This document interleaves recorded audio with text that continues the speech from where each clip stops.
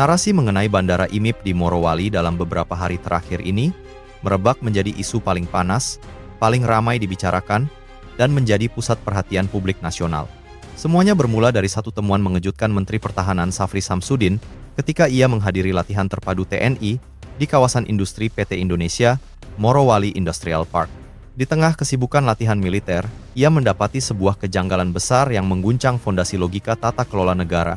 Ada bandara yang beroperasi aktif, sibuk, dan menjadi jalur keluar masuk manusia serta barang, tetapi sama sekali tidak ada otoritas negara di dalamnya. Tidak ada imigrasi, tidak ada bea cukai, tidak ada otoritas perhubungan udara, padahal bandara itu melayani ratusan penerbangan dan puluhan ribu penumpang, dan runway-nya cukup panjang untuk didarati pesawat besar. Temuan ini langsung memunculkan pertanyaan yang lebih dalam. Bagaimana mungkin sebuah bandara beroperasi seperti negara dalam negara, tanpa pengawasan kedaulatan? Mengapa fasilitas sepenting itu bisa berjalan tanpa kehadiran aparat negara sedikit pun?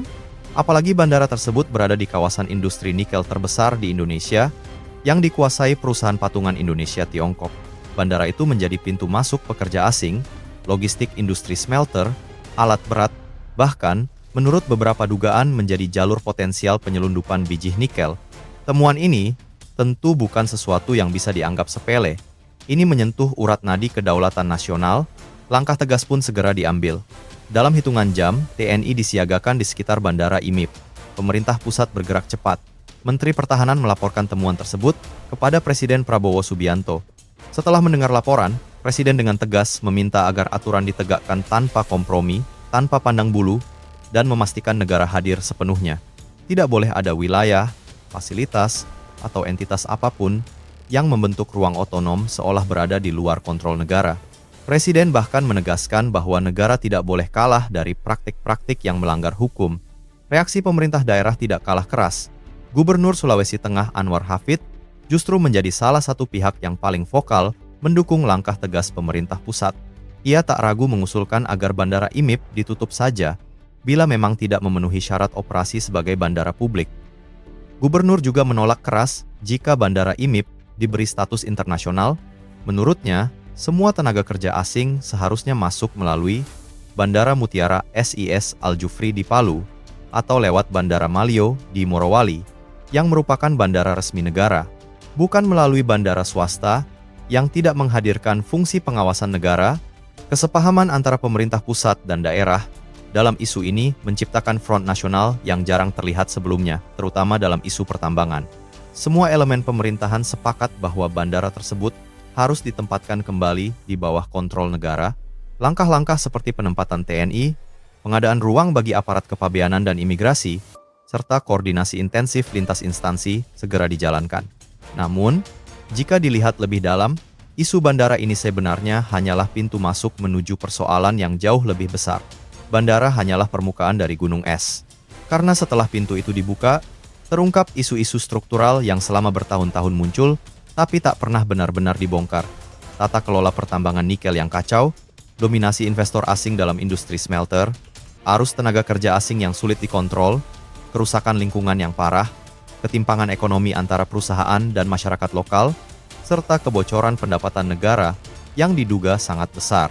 Industri nikel di Indonesia, khususnya di Morowali dan Konawe, telah lama didominasi oleh investor Tiongkok. Mereka menguasai smelter, mengatur harga, menentukan mekanisme kerja, bahkan kerap dianggap memegang kendali de facto atas arus komoditas dan tenaga kerja. Banyak pemilik tambang lokal mengeluhkan bahwa karena larangan ekspor bahan mentah, mereka tidak memiliki pilihan lain kecuali menjual ore kepada smelter yang hampir semuanya dimiliki oleh perusahaan Tiongkok. Akibatnya harga sepenuhnya dikontrol sepihak. Ada data yang menunjukkan bahwa harga beli smelter terhadap ore lebih rendah dari harga pasaran Tiongkok sendiri, sehingga keuntungan besar mengalir keluar.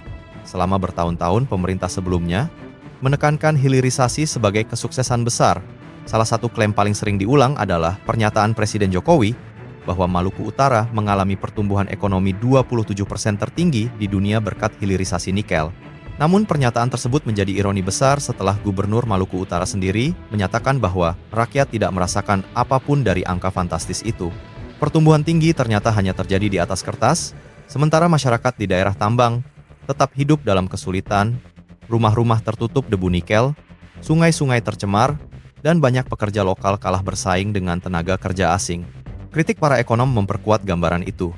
Almarhum Faisal Basri mengemukakan data bahwa dari seluruh nilai tambah hilirisasi nikel, 90% mengalir ke Tiongkok, sementara Indonesia hanya menerima 10%.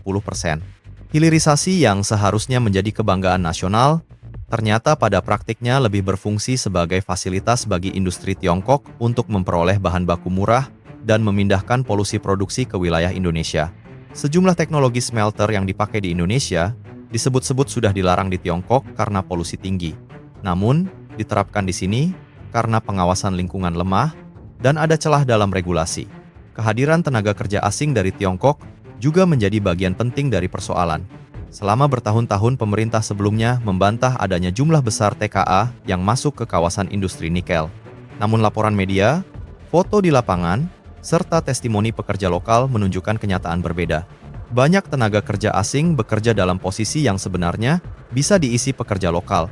Operator, mekanik sederhana, staf keamanan, hingga pekerjaan fisik biasa. Lebih ironis lagi, gaji mereka sering lebih tinggi dibanding pekerja lokal untuk pekerjaan yang sama. Ketimpangan ini memicu rasa ketidakadilan yang menyebar di banyak kawasan industri nikel. Dalam konteks itu, keberadaan bandara tanpa otoritas negara bukan hanya soal administrasi atau legalitas, tetapi menyentuh persoalan kedaulatan ekonomi.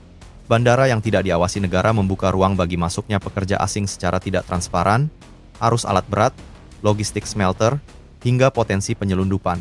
Jika jalur udara saja tidak dikendalikan negara, maka wajar jika banyak muncul pertanyaan tentang apa saja yang selama ini keluar masuk kawasan industri tersebut tanpa diketahui pemerintah. Semua ini terkait erat dengan isu korupsi di sektor pertambangan. Pernyataan Mahfud MD berdasarkan kajian KPK yang menyebut bahwa kebocoran sektor tambang cukup untuk memberikan setiap warga Indonesia 20 juta rupiah per bulan, bukanlah angka kosong. Itu menunjukkan betapa besar potensi yang hilang dari sektor tambang. Bayangkan, jika kebocoran itu ditutup dan tata kelola dibenahi, Indonesia mampu membiayai kesejahteraan rakyat hanya dari sektor tambang. Inilah mengapa penertiban Bandara IMIP menjadi simbol awal dari agenda yang jauh lebih besar. Presiden Prabowo sebelumnya sudah memberikan sinyal tegas ketika menyebut bahwa para cukong tambang, mafia, dan oknum jenderal aktif maupun pensiun yang terlibat dalam bisnis pertambangan ilegal harus siap-siap berhadapan dengan negara. Pernyataan tersebut bukan basa-basi. Kini satu persatu fondasi sistem tambang mulai disentuh. Mulai dari penertiban alat berat di Bangka Belitung, penindakan tambang ilegal di berbagai daerah, hingga kini, penertiban bandara yang menjadi pintu keluar masuk kawasan industri nikel. Penertiban Bandara IMIP bukan sekadar reaksi spontan terhadap kejanggalan. Ini merupakan bagian dari strategi nasional untuk mengambil kembali kendali negara atas sektor tambang, yang selama bertahun-tahun dianggap terlalu dikuasai oleh aktor asing dan oligarki domestik. Bandara hanyalah titik masuk.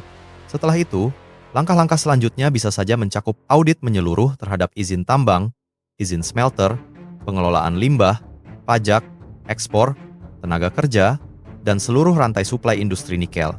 Banyak yang meyakini bahwa langkah ini pada akhirnya akan mengarah pada reformasi besar-besaran terhadap model hilirisasi lama yang sangat menguntungkan investor asing.